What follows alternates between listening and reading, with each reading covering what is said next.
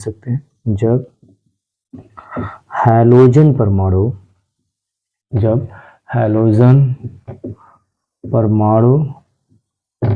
किसी एल्किल समूह जुड़ा होता है, किसी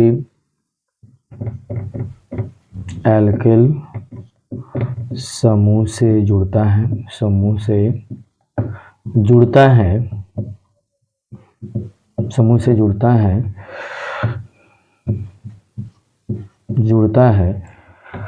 तब उसे एल्किल हैलाइड कहते हैं।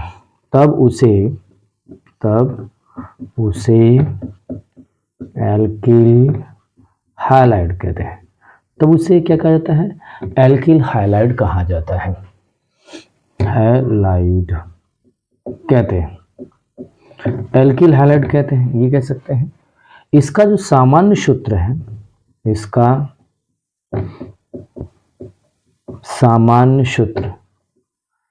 जो सामान्य सूत्र है CnH2n+1 होता है, या इसको RX भी कह सकते हैं, RX भी होगा। जैसे R क्या है? जहां R एल्किल समूह है, जबकि X हैलोजनिक तत्व है। अब हैलोजनिक तत्व में क्या? फ्लोरीन, क्लोरीन, ब्रोमीन और आयोडीन।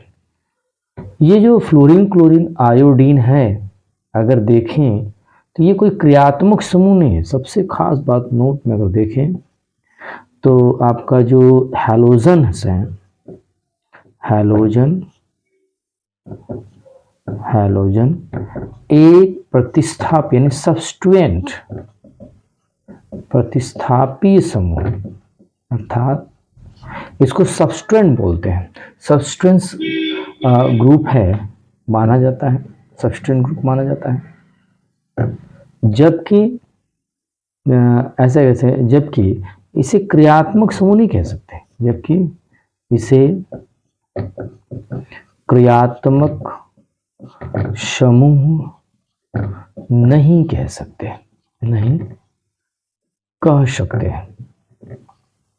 ये कह सकते हैं कि ये इसे क्रियात्मक समूह नहीं कह सकते, ये हो जाएगा। अब गिनती उधर से करते, कार्बन उधर, जैसे हैलोजन नजदीक होता है। सबसे खास बात है, यदि हैलोजन है और वो भी सिंगल बॉन्ड में, अगर कार्बन में सभी सिंगल बॉन्ड्स हैं तो गिनती उधर से करेंगे जिधर से हैलोजन समूह हो। जैसे पुनः समझ लें, हैलोजन यौगिक को एल्किल हैलाइड्स क्या है? जब हैलोजन परमाणु किसी एल्किल समूह से जुड़ता है तो उसे एल्किल हैलाइड या हैलोजन का यौगिक कहते हैं, जिसका सामान्य सूत्र CnH2n+1 X होता है, जहाँ पे RX भी लिख सकते हैं। R क्या है? R आप देखेंगे तो यहाँ पे R एल्किल समूह है, जबकि X जो है हैलोजनिक तत्व है। हैलोजन तत्व फ्लोरीन, क्लोरीन, ब्रोमीन और आयोडीन। हैलोजन एक प्रतिस्थापी समूह माना जाता है, सब्स्टिट्यूएंट मानते हैं, यानी एक हाइड्रोजन को हटा करके स्वयं जुड़ सकता है या अन्य को हटा करके जुड़ सकता है, इसलिए सब्स्टिट्यूएंट बोल रहा है। जबकि क्रियात्मक समूह से माना नहीं जाता, क्रियात्मक समूह नहीं कह सकते। यदि सिंगल बॉन्ड है तो किस प्रकार से करेंगे, इसको देखते हैं। उदाहरण उठा रहे हैं। उदाहरण की स्थिति में देखें, उदाहरण क्या हो सकता है इसका। उदाहरण में देखें, पहले कंपाउंड्स बल्कि उठा लेते हैं, कोई भी कंपाउंड उठा लेते हैं। जैसे कंपाउंड में सूत्र क्या है? CnH2n+1 X होता है। S की जगह पे कुछ भी ले सकते हैं, फ्लोरीन, क्लोरीन। X का मतलब क्या? फ्लोरीन, क्लोरीन, ब्रोमीन और आयोडीन होता है। Cn की जगह 1 रखें आप, तो अगर n का मान 1 रखते हैं तो आपका मान 3, यहाँ पे आपका 1 हो जाएगा, 2 1 कम 2 यानी C3 हो सकता है। S की जगह आपने ब्रोमीन रख दिया, ठीक है, तो ब्रोमीन रखते ही इसका नाम हो जाएगा ब्रोमोमेथेन। लेकिन एक चीज समझिए, इनके जो नाम होते हैं हैलोएल्केन, नोट बात ये है, नोट में विशिष्टता समझिए, इसका नामकरण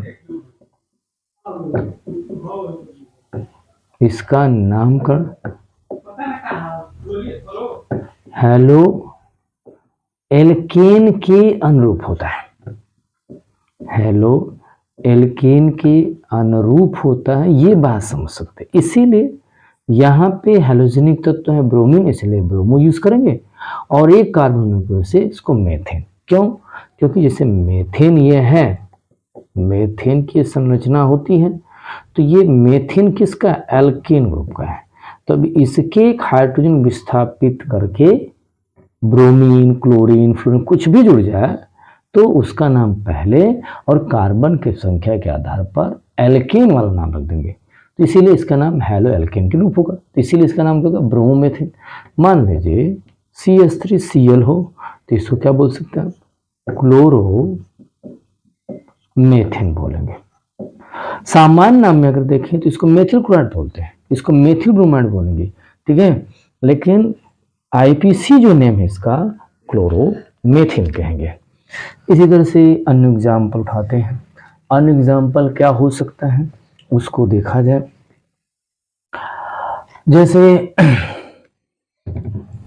यहाँ पे हम उठाते हैं CH3, CH2 और Cl। अगर इस एग्जाम्पल में हम देखें तो इसका नाम क्या हो सकता है? इधर 2 कार्बन है और हैलोजन तत्व है ही है, इसको बोलेंगे क्या? Chloro ethane. हैलो एल्केन के रूप नाम हो रहा है, किसके नाम हो रहा है? हैलो एल्केन के अनुरूप नाम होता है। तो हैलो एल्केन का दिया, इसको क्या बोल सकते हैं? क्लोरोएथेन बोल सकते हैं, क्लोरोएथेन लिख दिया, ठीक है। लेकिन ये भी समझिए हैलो एल्केन तो आपका ये हो गया, लेकिन कई हैलोजनिक तत्व यदि साथ में आ जाए ये तो नाम हैलो एल्केन्स हो जाएगा। अगर जैसे आप सोच लें जैसे CH3 हो, CH2 हो, CH2 हो, फिर CH3 है, तो आप देखेंगे तो ये आपका जो नाम है प्रोपेन से रिलेटेड है, तो यहाँ पे क्या लिख सकते हैं? क्लोरो प्रोपेन बोल सकते हैं, या प्रोपिल क्लोराइड। सामान्य नाम इसका प्रोपिल क्लोराइड है, जैसे इसका नाम एथिल क्लोराइड है वैसे इसका प्रोपिल क्लोराइड हो जाएगा, ठीक है, इसका प्रोपिल क्लोराइड होगा। लेकिन गिनती मान लीजिए कि ये जो आपका ये हैलोजन का तो कई आ जाए, या यहाँ पे इसका नाम भी चेंज कर सकते हैं, जैसे मैंने यहाँ पे CH कर दिया, इसको यही अणुसूत्र रहेगा, अणुसूत्र सेम, और ये आपका इस तरह से बन गया। अगर इस तरह से बन जा रहा है तो आप देखेंगे कार्बन इसमें भी 3 है और हाइड्रोजन कितना है? 4 3 7, इसमें भी देखिए हाइड्रोजन 7, 3 3 6 1 7 हाइड्रोजन हो जाए। तो आप इसको कैसे करेंगे? IPC में इधर से गिनती करेंगे, इधर से या इधर से, जैसे जहाँ पे हम तो बीच में कहीं ना कहीं आ जा रहा है, तो पहला कार्बन, दूसरा कार्बन, एक तीसरा कार्बन, तो दूसरे कार्बन उतार रहा है, तो 2 क्लोरो प्रोपेन, 2 क्लोरो प्रोपेन इसका IPC नेम हो जाएगा। उसी तरह से यदि हैलोजनिक तत्व, जैसे समझें कि यदि हैलोजनिक तत्व कई आ जाए तो उसमें अल्फाबेट का ध्यान देंगे, यानी ऐसे कह सकते हैं यदि हैलोजन कई आ जाए, यानी भिन्न भिन्न आ जाए, कई प्रकार के आ जाए, कई प्रकार के आ जाए तो अल्फाबेट का ध्यान देंगे। किसका देंगे? अल्फाबेट का ध्यान देते हैं, एक उदाहरण उठाते हैं, जैसे यहाँ पे H3C है, CH है, यहाँ पे क्लोरीन हो जाएगा, यहाँ पे CH है, यहाँ पे आपका ब्रोमीन है और यहाँ पे क्या आपका CH3 है। तो इसका नामकरण क्या हो सकता है? इसको देखें आप किधर से करेंगे, इधर से आप करेंगे तो क्लोरीन दूसरे स्थान पर कर रहा है, इधर से भी कार्बन गिनती करना शुरू करें तो कार्बन में लंबी संख्या का चुनाव करेंगे, तो 1 2 3 4, इधर से भी करें 1 2 3 4 हो जा रहा है, लेकिन गिनती करना इधर से ज़्यादा ठीक है। क्यों?